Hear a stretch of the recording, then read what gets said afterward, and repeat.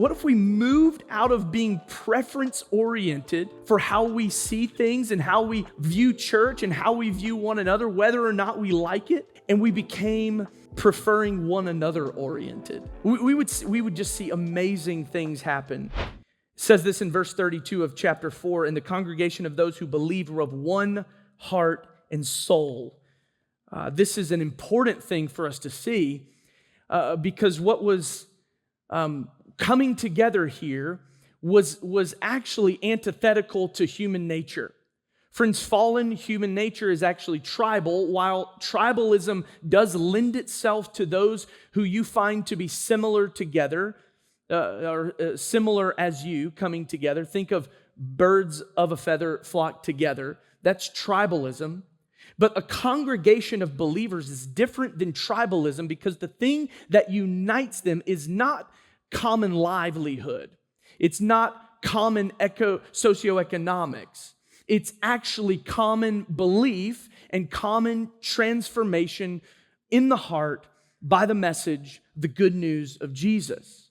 And also the Holy Spirit at work in these lives. So people are coming from all kind of walks of life, all different backgrounds. While the original believers here were Jewish people, this message spreads beyond the Jewish community and into every walk of life. And it's not tribalism that brings the church together. It's the message of the gospel. So that's what's going on here. And these people are of one heart and soul. The Greek word here is kardia mia. And that means that there was this profound unity. It wasn't just a coming together. They weren't just gathering like an assembly. This is, their hearts are being knit together. And I just want to pause for a minute and just say, we got to look for that in our own lives. We can't make that happen, but we should look for these things to be happening as we join a church, as we participate in church. This is not a consumeristic culture that we're part of. We can approach it like consumers where we come and have our needs met, but that actually won't represent what true Christian fellowship or community is about.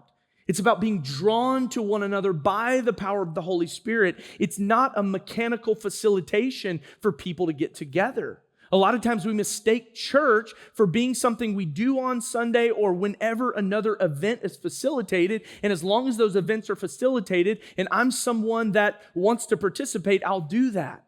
But friends, the community that was formed in the early church was extremely, what we would call in our day, organic. It was extremely organic. These people were drawn together because the same good news had captured all their hearts. This is a beautiful, beautiful community, curated by the Holy Spirit. And it was based in how the gospel reshapes people's perspectives of reality and reshapes their lives.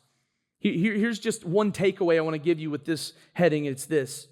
The gospel of Jesus Christ, who Jesus is, what he did, both in his ministry, in his life, with his suffering and his death on the cross, with his burial and his resurrection from the dead, and his ascension to the right hand of the Father, the throne of the universe. This is the good news of Jesus and what he did. The gospel of Jesus Christ should shape how you view everything and everyone.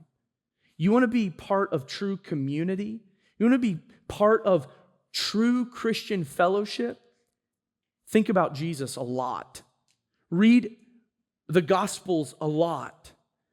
Let the Holy Spirit sink the truths of your salvation and build a heart of gratitude towards Christ, and it will drive you into relationship with other people that is centered on the gospel. Not about having your needs met, but about serving and seeing other people.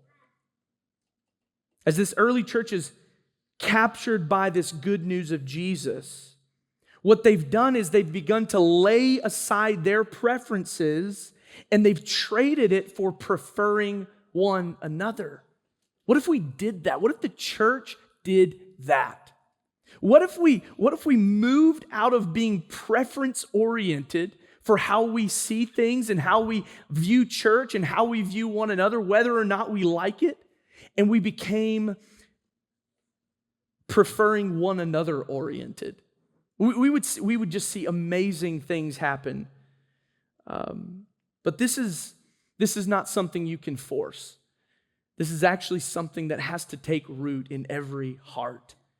This is the result of heart change, not just behavior modification. What else do we see? We see this idea of voluntary sharing. We see that this is not compulsory sharing. See, the early church would have been very familiar with having to give to the Jewish government.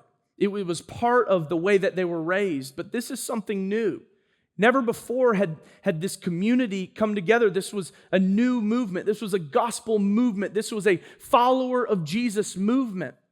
And so as needs arose and as they got to know one another, it wasn't that they were just thinking, oh, well, now this organization needs some funding, so let's give it to them. Let's see how big we can get. No, these people were so moved with compassion, and that being moved with compassion that they had came from Jesus's compassion that he moved with. And when the Holy Spirit came into their hearts and took over, they began to be moved by this same compassion. And it drove them outside of themselves to see one another and to evaluate the needs around them. And so their giving was in a response. You know, one of the values that we talk about here at Tove City Church is generosity. Friends, generosity is not compulsory giving out of have to.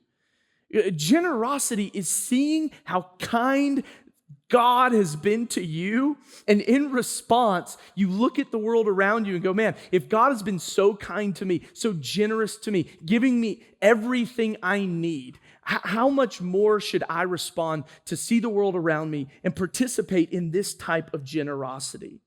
That's what's going on in this community's heart. This community is not just like-minded people coming together. This is transformed people, yes, by the power of the Holy Spirit. But the Holy Spirit is making the message of Jesus make sense to their heart. They've seen that a true liberation has taken place. They see that they've been transferred out of this kingdom of darkness and been brought into this kingdom of light. The enemy of death has been defeated over their lives, and now they live in not religious freedom, not governmental freedom, but they are now living with an eternal freedom on the inside, and that drew them together. Their community was beautiful.